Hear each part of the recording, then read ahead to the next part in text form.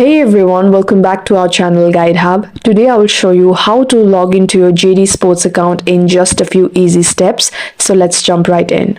First, open the JD Sports app on your phone or visit jdsports.com on your computer or browser. Now tap on three dots icon, usually located at the bottom right corner of the screen, and tap on the account icon. If you don't already have an account, then simply tap on create account and follow the prompts. But for this video, we are trying to log in with our credentials. Enter your email address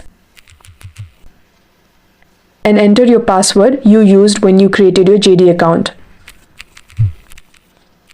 If you cannot remember your password, then simply tap on forgotten password to retrieve it via email. After filling in your details, tap the login button.